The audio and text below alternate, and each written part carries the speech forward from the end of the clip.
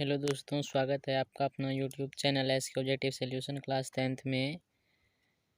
आज हम आप लोगों को बताने जा रहे हैं फिजिक्स पार्ट 1 प्रकाश का परावर्तन।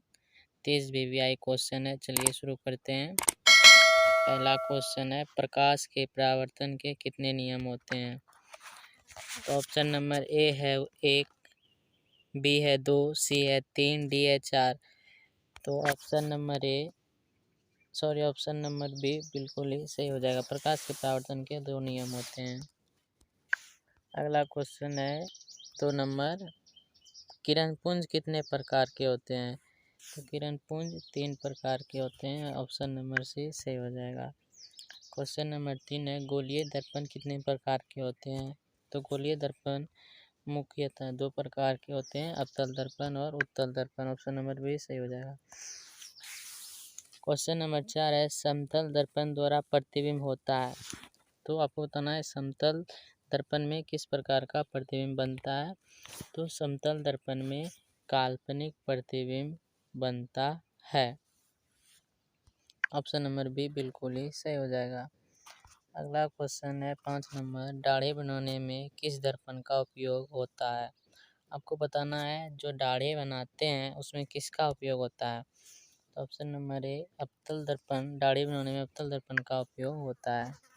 क्वेश्चन नंबर 6 है, उत्तल दर्पण द्वारा बना प्रतिबिंब होता है। उत्तल दर्पण में किस प्रकार का प्रतिबिंब बनता है?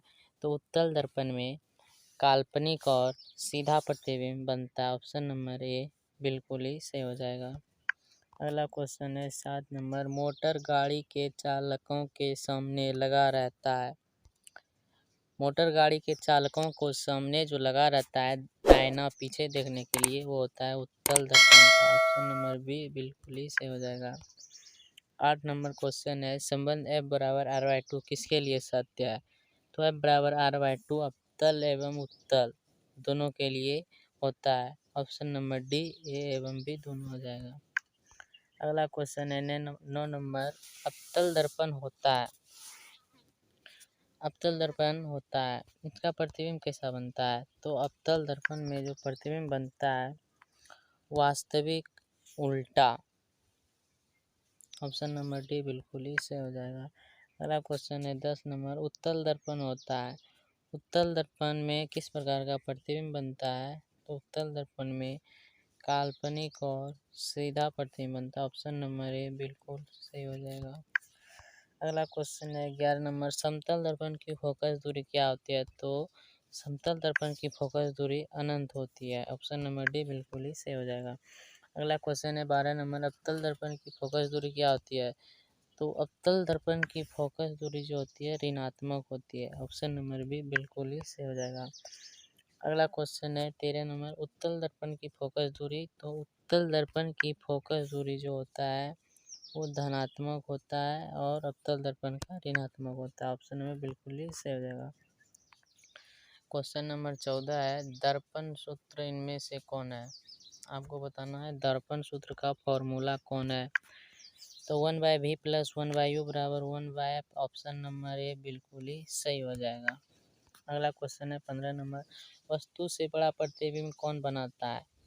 वस्तु से बड़ा प्रतिबिंब कौन बनाता है? तो अवतल दर्पण जो है वस्तु से बड़ा प्रतिबिंब बनाता है। क्वेश्चन नंबर 16 है, किसी समतल दर्पण द्वारा आवर्धन होता है। तो किसी समतल दर्पण द्वारा आवर्धन जो होता है वो +1 होता है। इनमें से कौन प्रदीप्त वस्तु किसे कहते हैं? जो जिससे प्रकाश निकलता है उससे प्रदीप्त वस्तु कहते हैं। तो ऑप्शन नंबर ए सूर्य जो है वो प्रदीप्त वस्तु। ऑप्शन नंबर बिल्कुल ही सही हो जाएगा। क्वेश्चन नंबर 18 है, इनमें से कौन अप्रदीप्त वस्तु है? अप्रदीप्त वस्तु किसे कहते हैं? जिससे प्रकाश नहीं निकलता है। तो option number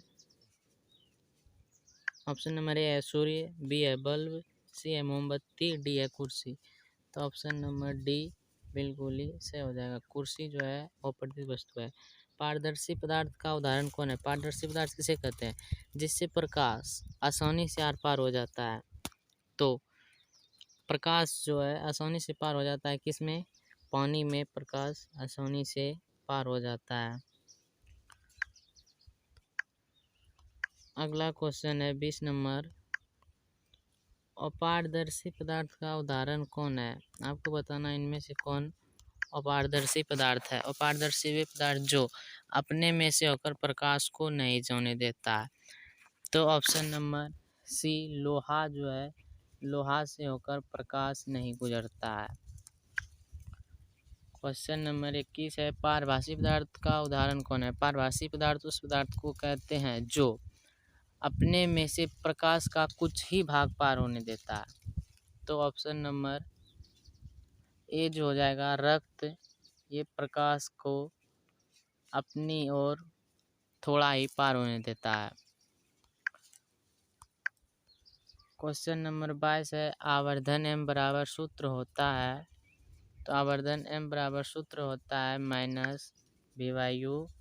option number A बिल्कुल सही हो जाएगा। 23 नंबर क्वेश्चन है, अवतल दर्पण की फोकस दूरी, उसकी वक्रता त्रिज्या की क्या होती है? तो अवतल दर्पण की जो फोकस दूरी होती है, वक्रता त्रिज्या की आधी होती है, दोगुनी होती है, बराबर होती है, चौथाई होती है।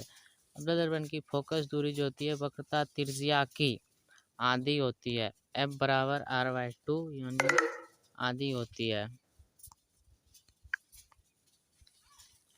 अगला क्वेश्चन है 24 नंबर, गोलीय दर्पण की प्रवर्तक सतह का केंद्र कहलाता है। गोलीय दर्पण की प्रवर्तक सतह का केंद्र कहलाता है। तो ऑप्शन नंबर बी, ध्रुव। प्रवर्तक सतह का केंद्र जो होता है ध्रुव कहलाता है। 25 नंबर क्वेश्चन है, यदि आपतन कोण आई और निर्गत कोण ई हो तो इनमें से कौन होगा? तो ई बराबर आई। ऑप्शन नंबर ए जो है बिल्कुल सही हो जाएगा। अगला क्वेश्चन है 26 नंबर, वक्रता केंद्र और ध्रुव के बीच की दूरी को क्या कहते हैं? वक्रता केंद्र और ध्रुव के बीच की दूरी को क्या कहते हैं? तो वक्रता त्रिज्या कहते हैं। 27 नंबर क्वेश्चन है, अनंत और ध्रुव के बीच की दूरी को क्या कहते हैं? तो अनंत और ध्रुव के बीच की दूरी को मुख्य फोकस कहते हैं। ऑप्शन नंबर ए बिल्कुल ही सही हो जाएगा। अगला क्वेश्चन है 28 नंबर, जिस वस्तु से प्रकाश निकलता है उसे क्या कहते हैं?